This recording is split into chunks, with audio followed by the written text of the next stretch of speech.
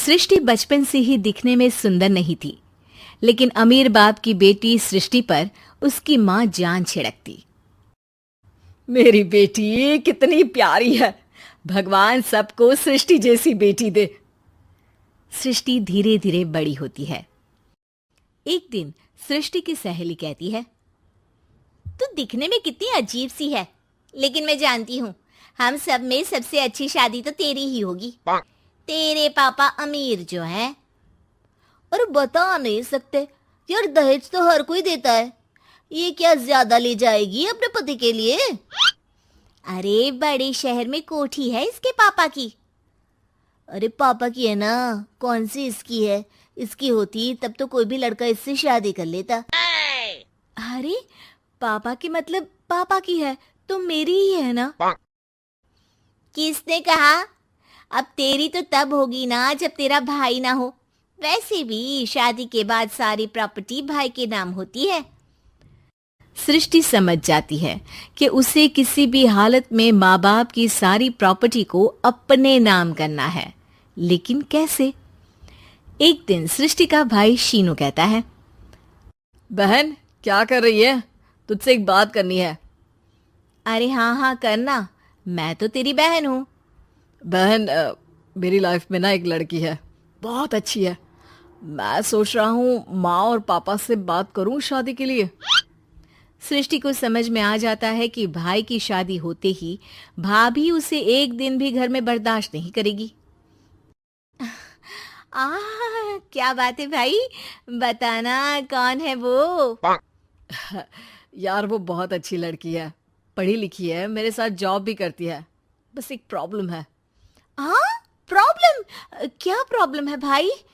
यार वो शादीशुदा है, लेकिन उसके पति ने उसे सिर्फ इसलिए छोड़ दिया क्योंकि उसके माँ बाप दहेज नहीं दे पाए। सृष्टि ये सुनकर न जाने क्यों खुश हो जाती है। अरे भाई तो क्या हुआ, लड़की तुझे तो पसंद है ना? शीनू को लगता है कि बहन उसे समझ रही है। वो इस बात से अनजान होता है कि उसकी बहन की मंशा पूरा घर हड़पने की है। सृष्टि अपनी माँ से कहती है, मम्मी मुझे तो बहुत चिंता है, पता है शीनू क्या कर रहा है? अरे क्या कर रहा है, वो तो काम पर जाता है और वापस घर आता है। नहीं ना माँ, वो यही तो नहीं कर रहा, बाकी सब कर रहा है। आपको पता है उससे प्यार है, और वो भी एक शादीशुदा लड़की से। ये क्या हो गया, मैं सोसाइटी में क्या मुंह दिखाऊंगी? अरे तेरे पापा तो यही कहेंगे कि मैंने ही उसे बिगाड़ दिया है। माँ देखो, मेरी बात मानो, पापा पर भी विश्वास करने की जरूरत नहीं है। अब आप ही बताओ, पापा इतनी देर घर के बाहर रहते हैं क्यों, बोलो? अरे बेटा वो तो नौकरी करते हैं ना। तू बहुत भोली है माँ, पापा का ऑफिस तो 7 बजे खत्म हो जाता है, लेकिन देखो कितनी देर से आते हैं। अरे नहीं नहीं बेटा, ऐसी कोई बात नहीं है। सृष्टि माँ को एक औरत से बात करते पिता की फोटो दिखाती है। देखो माँ कैसे हैं पापा, मैं ना कहती थी कि पापा सही नहीं है।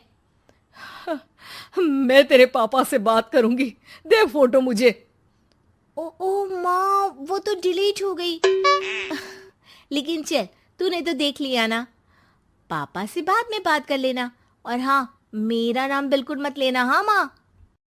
अब क्या था, सृष्टि के माँ और पिता के बीच झगड़ा होना शुरू हो जाता है। सृष्टि के मन में क्या चल रहा था कोई नहीं जानता था। एक दिन, माँ सृष्टि के लिए एक लड़का देखा है, वो लोग शाम को उसे देखने आने वाले हैं।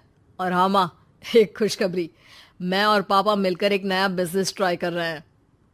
शाम को लड़का आता है, सांवले रंग का। सृष्टि को तो बिल्कुल भी पसंद नहीं आता। लड़की की माँ कहती है, लड़की का चेहरा तो कोई खास नहीं, लेकिन अगर मेरे बेटे को आप लोग सेटल कर दें तो मैं उसकी शादी आपकी बेटी से करवा दूं। सृष्टि को लड़का बिल्कुल पसंद नहीं था। उसे भाई पर गुस्सा आ जाता है। लड़के वालों के जाने के बाद कहती है, माँ देखा शीनू मेरे लिए कैसा लड़का लेकर आया, न दिखाने लायक न सुनने लायक, सेटल भी नहीं, वो भी हम करे।